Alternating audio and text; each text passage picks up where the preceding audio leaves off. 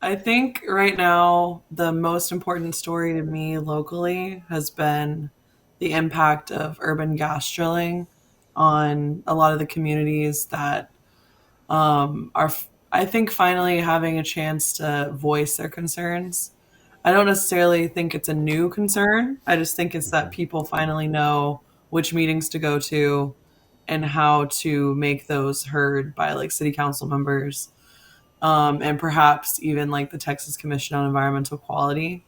There's some activists in Arlington, Texas, which is still in Tarrant County, adjacent to Fort Worth, and they have really been integral, like, to making this a national story. The Associated Press and the Center for Investigative Reporting have done some great work on it, and I think that's a testament to how loud these activists are getting. It remains to be seen if these decisions to stop gas drilling near daycare centers and near children will stand up in court.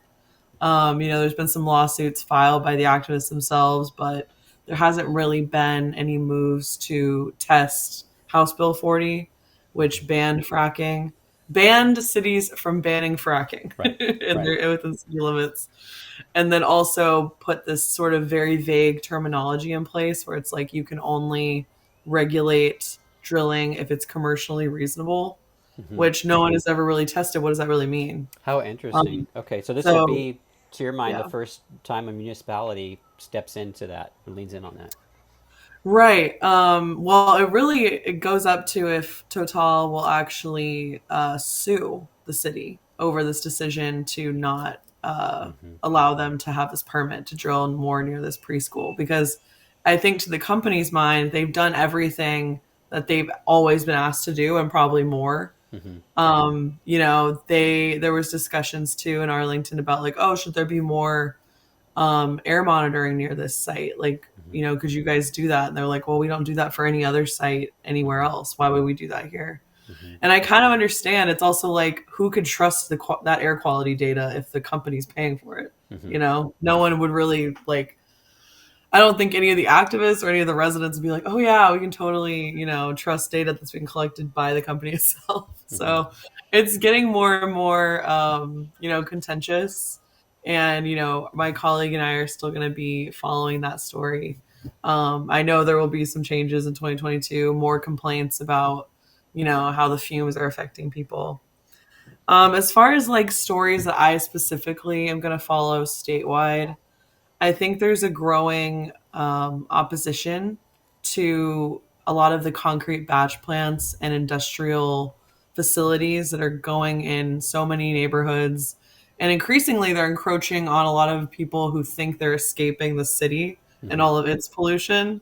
So it's like all the folks who live in like New Braunfels, or like people who think they're moving out to like the country, and then they turn around and there's like an industrial facility that they didn't even have the chance to oppose because they live in the county. There's no city permitting there. Somebody just showed up and applied for a TCEQ, permit, and then it's happening.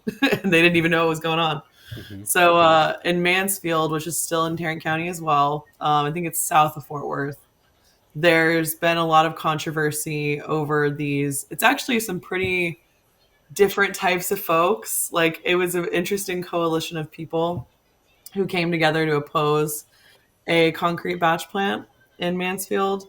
And they were the first ones ever to succeed in actually getting the TCEQ to turn it down because Hmm. they went through the contested case hearing process. And so after that, there's been a lot of controversy over whether or not the TCEQ is actually going to reform any of its policies, because what they did was they changed the rules right after that ruling to basically make it impossible for any other group to take that same argument and win that the Hmm. Mansfield people did. So it's becoming more and more contentious in that regard as well. I think 2022 will be really impactful in finding out if people will actually be able to push through any of these reforms. Hmm. Because also, I think it's the year that the TCQ is going through like its sunset period where they have the chance to, reform their rules. I don't know if they're actually going to hear those people, but they did seem pretty freaked out when like 100 people showed up to comment on these concrete batch plant rules, and they were like, we didn't realize people actually cared about this. It was like hundreds of comments, and it wasn't just the typical voices of like, the Environmental Defense Fund or Public Citizen. It was like a lot of people. Hmm. So yeah, I think those are the ones that I'm like really kind of interested in seeing. And then also I know that when I was at the Star Telegram, one of our main priorities too was covering just like how development is eating up so much land across the state. And I think that's another example of how like people who thought they were escaping into, Yeah. rural bliss of Texas are like, oh, I live in Melissa, which is like north. I don't live there, but like people who live in Melissa, north of Dallas, all Hmm. of a sudden there's like a ton of neighborhoods and rooftops, and they're like, I thought I was coming here just to live my life. Nope. So we're doing a lot of stories on just like the realities of not having access to open space, and also the communities that have honestly never had access to open space. Hmm. And what does it mean for them to have any equity in that regard?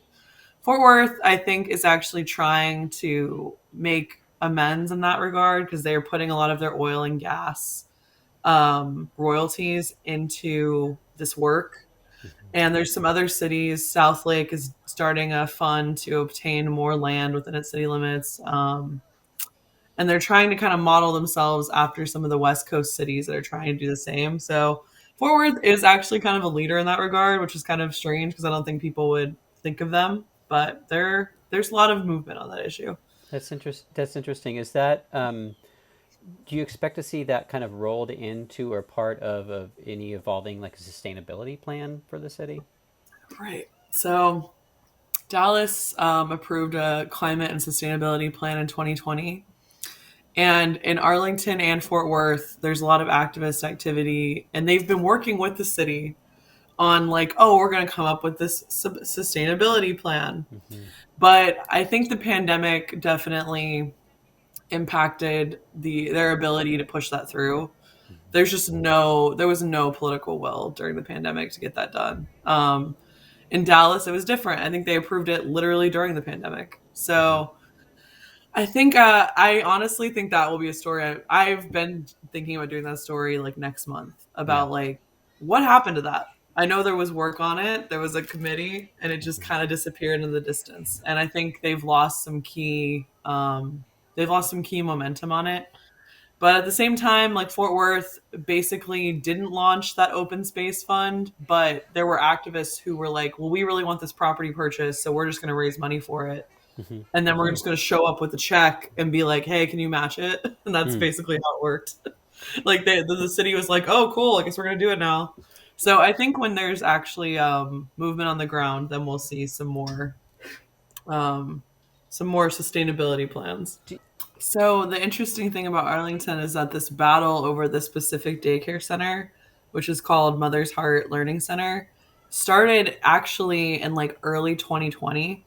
So we're coming up on 2 years of like controversy over this drilling permit. So originally it was rejected in June 2020 because the daycare center and some activists in Arlington were able to make the argument that this was like a racial equity issue. And that was in like the very immediate aftermath of George Floyd's murder and all of the activist protests in Dallas Fort Worth against racism and police brutality. So then they were like, well, you're going to drill in this very diverse part of Arlington that's majority Latino and Black, and you're going to do this without really reviewing the permit very well. And so the council members were kind of swayed by that. Cut to a year later, they file for the permit again. Total, or TEP Barnett, as they're known here, file for the permit again, and this time they say, well, we're never going to drill another well within 600 feet. 600 feet is the setback limit in Arlington from a protected building. So that's like hospitals, schools, daycare centers. And there had been some argument over this in the spring of 2021 over like, how are we going to address this? We're going to put in these new rules about playgrounds and drilling. And so this time around, there was definitely some more, I don't want to say, I guess it could be confusion or it could be anxiety from the city council and from city officials that if we don't approve this permit, we're going to be sued, that we are not being commercially reasonable. in our reasoning for rejecting the permit. So it got approved in November 5-4, very slim margin, and it was essentially because all the city council members said we don't want to be sued, we don't want litigation. Then in late December, the activists file a lawsuit. So now the city of Arlington is still facing litigation, but now it's from the people they thought had no money or had any like role in this. So they got a pro bono lawyer and now they have a lawsuit. Then within a couple days, there's this huge meeting that this is the only thing on the agenda, and it was specially called so that the mayor could get this going. You know, he needed this to get done. And so we show up, and me and my colleague, Kaylee Broussard, who has covered this with me, we show up and we think like, oh, it's just going to be, you know, a second reading, and nothing ever happens on second reading of an ordinance or of a permit. Not the case. It was pretty wild.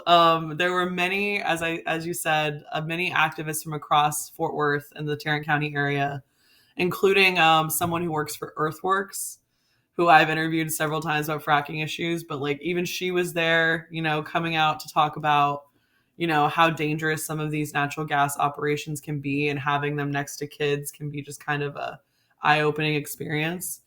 And then there was all of the people from Mother's Heart Learning Center who have been protesting this for several years. And honestly, I think their number one concern is that people are going to unenroll from the daycare just because of all of the hullabaloo over this. So then there was a super surprising vote where the person where this permit was going, her district, voted against it for the first time. And then I was like, wow, it seems like all of the attention that was put on this seemed to have an impact, including the lawsuit, which named that council member. So, you know, I think Arlington has always been a fascinating place. Like you said, there's always been opposition to drilling in Arlington. I think a lot of the activists who started off opposing it in like 2010 or like the late 2000s have kind of stepped back because they were just exhausted from it. And then this new generation of activists came in, including this woman, Ranjana Bhandari, who leads this group called Livable Arlington. And since 2015, I mean, she's basically been the one woman and like maybe three other volunteers who go around literally door to door and tell people about it. So, you know, they're kind of the notification system for the permits. It's fascinating. But yeah, that's going to be, I don't think that story is over yet. I think this year is going to be a little crazy in terms